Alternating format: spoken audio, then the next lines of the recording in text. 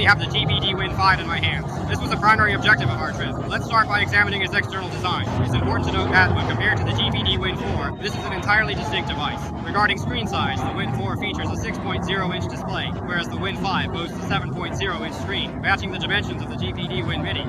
The overall feel is significantly larger, so please don't assume that only the chip has been replaced and the casing remains the same. The casing has in fact received a substantial upgrade, that's the primary point. Secondly, let's examine its overall exterior design. Since it currently lacks a battery, the device feels even lighter in hand compared to the GPD WIN 4. Based on my assessment, its weight is approximately 500 grams.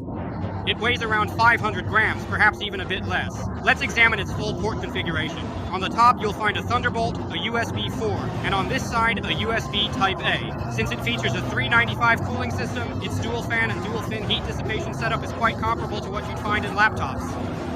Also, the linear triggers are perfectly functional. Furthermore, the L, R, RB, and LB buttons exhibit some distinct differences from their previous iterations. In the past, they featured a crystal-like design similar to those on the PSP. However, the current GPD WIN 5 design introduces several modifications, providing a noticeably more tactile and precise trigger response.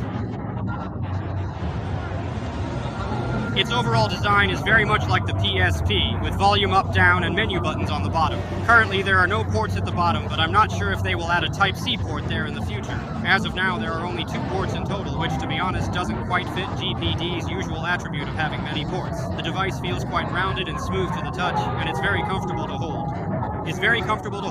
Since there's no battery, it's incredibly lightweight, weighing less than 500 grams, making it exceptionally comfortable to grip.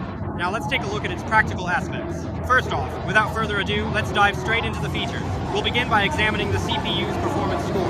We'll start by looking at the CPU it's equipped with. It's not displayed here. Oh, here it is. It's the AMD Ryzen AI 395 with 8060S integrated graphics. So let's check the integrated CPU benchmark score. The multi-core score hit 12,600 points. This kind of score should be comparable to, well, we'll run Cinebench in a bit, but it should be roughly equivalent to around 30,000 points in Cinebench. The single-core score is 770 points, which is also consistent with the typical performance you'd expect from a Zen 4. All in all, its performance is looking exceptionally strong right now. Alright, next let's look at the Cinebench R23 scores. We'll skip the single-core test and run the multi-core to see how it does.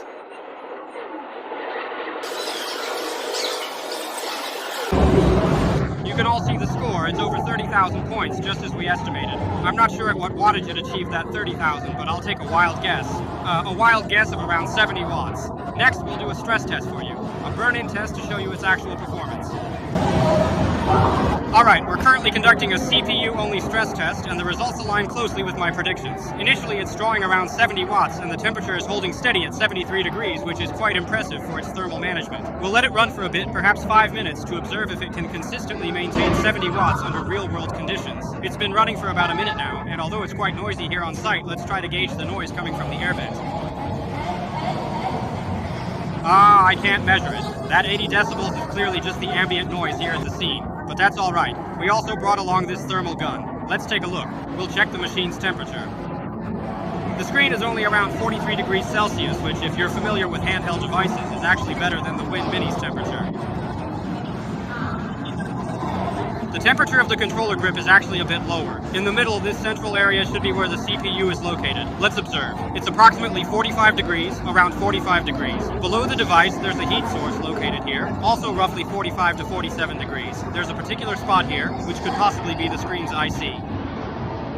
So the overall temperature is quite manageable. Now let's check the temperature of the grip area. It's at 38 degrees, which is basically body temperature. Overall, it should feel pretty comfortable to use, right around body temperature. And finally, let's look at the temperature of the air vent.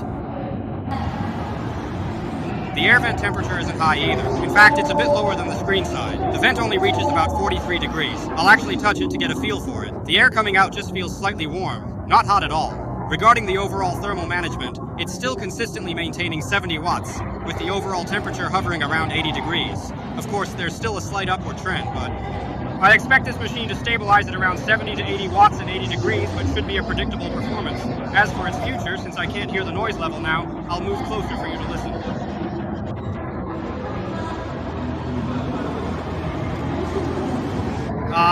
From what I can actually hear, the noise level isn't that loud. I feel like it's quieter than the GPD WIN Mini when it's running at full capacity. My personal blind guess would be it's probably between 48 and 50 decibels at the machine. It's not a very significant noise, so I believe in the future they could possibly further, by sacrificing a bit of noise and surface temperature, they could improve its performance by sacrificing a bit of noise and surface temperature.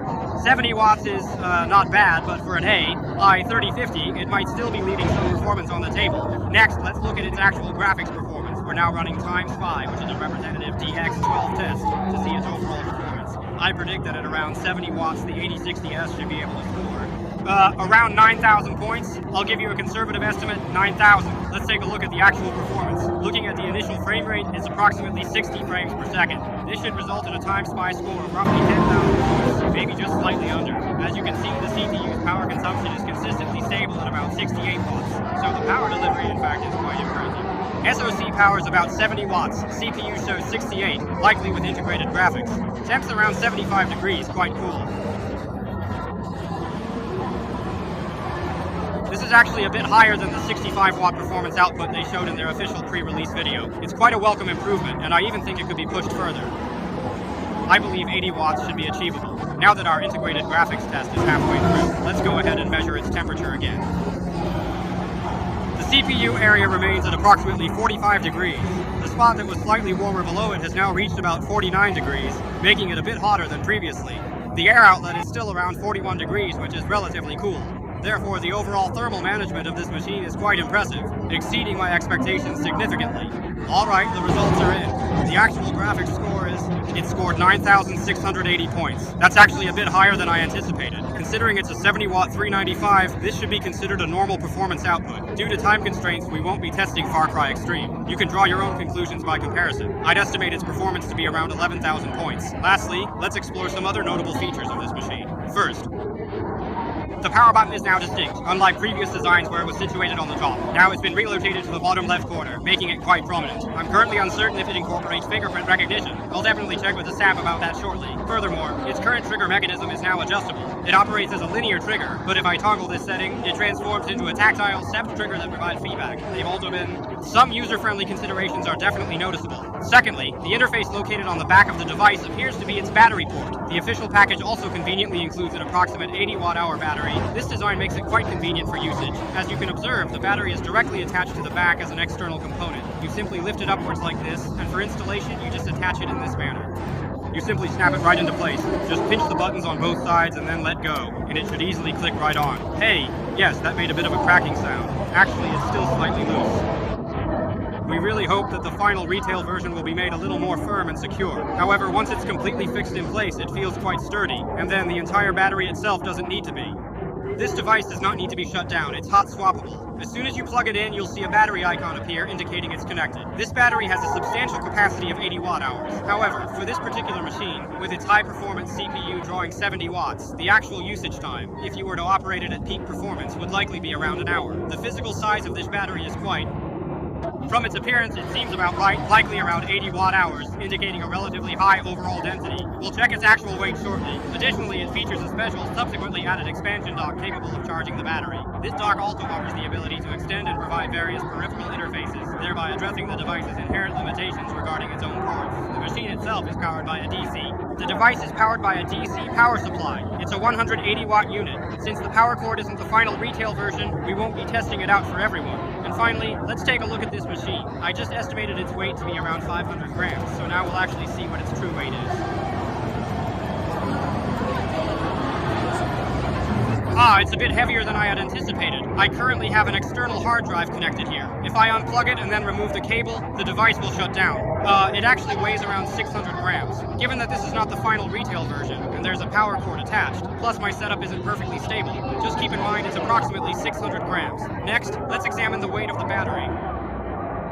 The battery itself weighs 350 grams, so the two together are about 950 grams. What do you all think? 950 grams is definitely on the heavy side for a 7-inch handheld, but considering its thermal management and the 80 watt-hour battery, I personally feel it's acceptable, because other 80 watt-hour devices like the Ioneo or MSI's handheld are also close to 700 grams, but Their screens are a bit larger than this one, so there's no perfect direct comparison. But overall, without the battery, at around 600 grams in hand, the weight feels quite comfortable to me personally. I don't think it would feel tiring during extended use. And to be frank, I don't really recommend using it with the battery, because with only about an hour of battery life, that's not really the intended use case for this machine. As for this device's screen, we'll skip testing it. It's a 7-inch 120Hz LCD, and the final retail version might have some minor differences. Afterward, we'll bring you a detailed video from the Computex 2025 event. This is the performance of an engineering sample, so I'm not certain when it will be officially released, but I'm truly hoping they can offer it at a more reasonable price point. However, with a $395 inside, the price exceeding $10,000 is probably to be expected. So that's all for this video. We'll be bringing you more videos from CES. Oh, not CES, from Computex. You can stay tuned to our channel for more content. See you next time. Bye-bye.